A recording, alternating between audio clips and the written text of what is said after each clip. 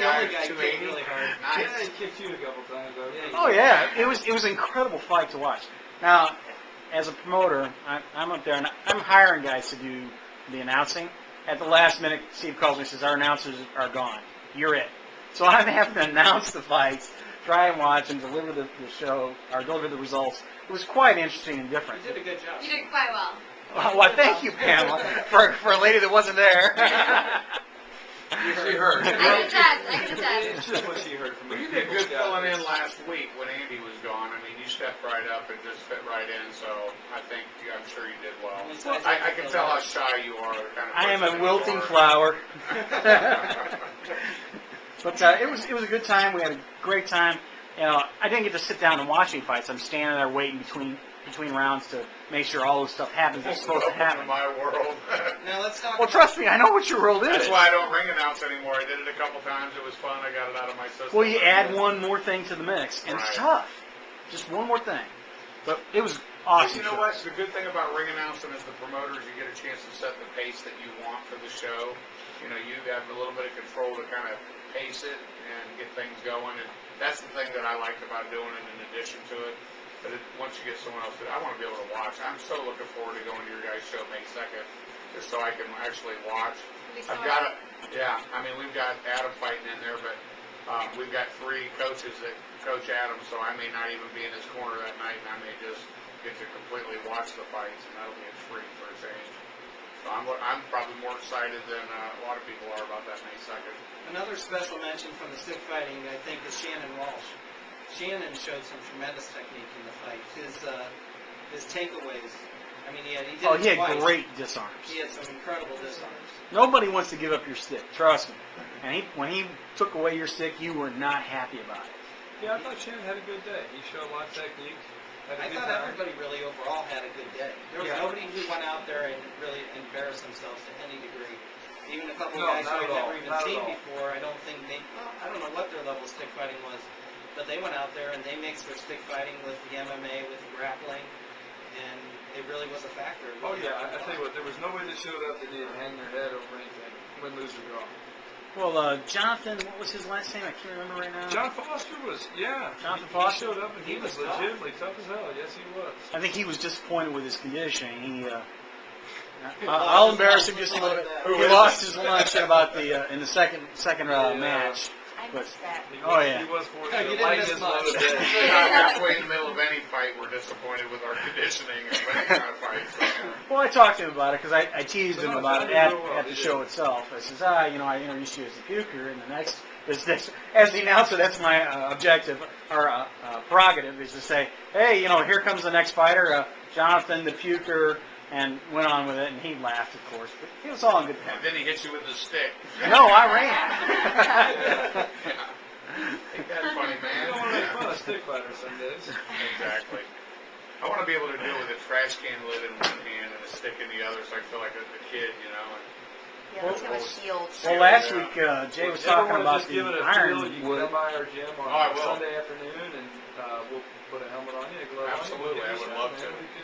It's actually a lot of fun. Everyone that tries it winds up starting to get into stick classes. It's actually the reverse of the process I would expect. Instead of maybe doing a lot of stick classes and then trying it live, Right. a lot of times we found our best success is let them try it live, and then they'll be in the stick class. The funniest thing is I've been saying for years that I'm not going to learn to stick fight because as soon as I learn to stick fight, as soon as I put that stick in my hand, Steve's going to hit me with one. I honestly did feel a little bit like I wanted to learn how to stick fight after watching the tournament. If you get hit with one, you definitely want to know how to fight back. Exactly. That makes sense. Hey, Andy, before we, I wanted to mention, too, I forgot, there's a ring girl competition going on tomorrow night also at Hot Shots on the Rock Road. Good point. And the winners are going to be, what we're going to be doing is judging for over a dozen lovely women.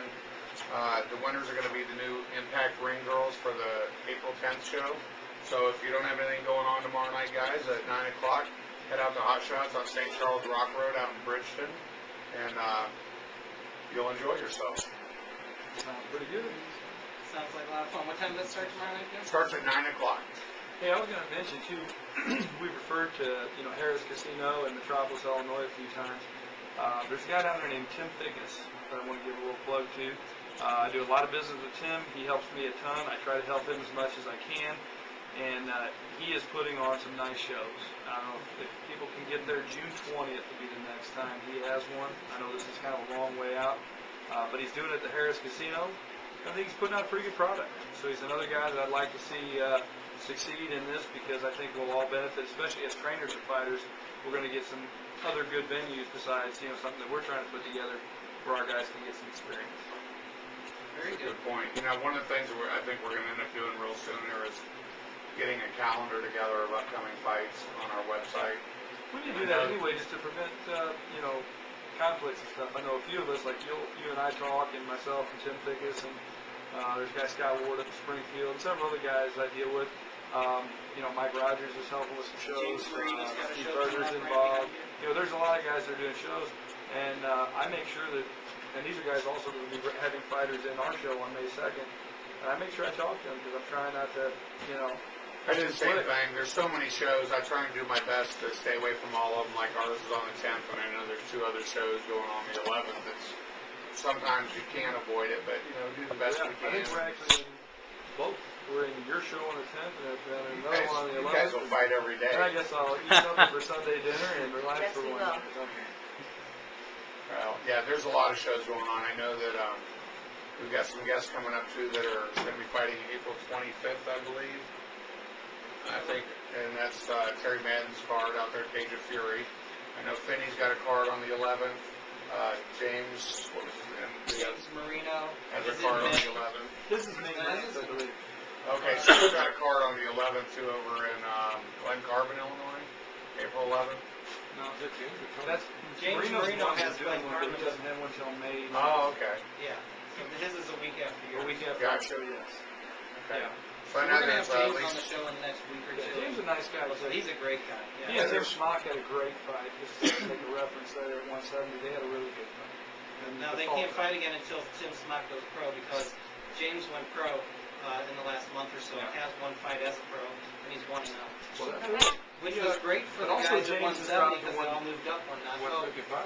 He's not here tonight. Sorry. Hey, Andy, the other thing is James is no longer at 170. He's at 155. That's right. He did move to 155. Yeah, that'd be kind of a stretch for Tim. Which He forgets is a about big 6'2". 155. That's a big 155 pound. He might be taller now. I'm not sure. Yeah. He's out of the war room, isn't he? Yep, I believe so. He actually has bounced to a couple, but I think he's the war mix. Yeah, I can't see Nice Schmock guy. hitting Always comes in 55. good shape, and they had a great fight. I don't know how Tim makes it. I don't know how he makes it at 170, right? Tim did. I don't It know was if like it's one of those 170. third round, weather a big storm. There were some moments where I wasn't sure how they were going to do it. Timmy stepped up a notch. I would say that, definitely at that point, James Marino was the best competition Tim faced. That's good. Hey, we're going to call in our next guest now. We're going to use these 3 seats. Scott, you can stay and do some film for us. But also, Lori and Steve, there's going to be subjects. I know you guys go grab some drinks, come back. But there's going to be some subjects that we'd like you to join us on, talking about specific MMA subjects. So I'd like to get your input on those. So if you don't mind wandering back in. Thank you. Appreciate it, guys. So you're bringing the seat back for like love advice later or something? Yes, the love line. Love line. Wear many hats. Yes, Yes, they will be X-rated too. Yeah. I'd like to welcome our next guest from Grappling Concepts. We have JW Wright. Welcome, JW. Hey, what's up, man? Well, not too much. Make sure you talk loudly into the microphone there. And you brought 2 of your students that are also MMA fighters. And Undefeated MMA fighters. 2 undefeated MMA fighters. All right. We got Rob Miley. Rob? Welcome, Rob. And Derek Darrow. Yes, sir. Thanks. Welcome, guys. So you guys have had 2 fights.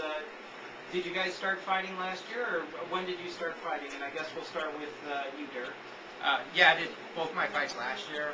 The first one was kind of, I don't know, everybody else was doing it, so I kind of shut off my mouth and said I'd do one too. And then after I did that one, I was like, well, let's do it again. The first one wasn't a fluke or anything.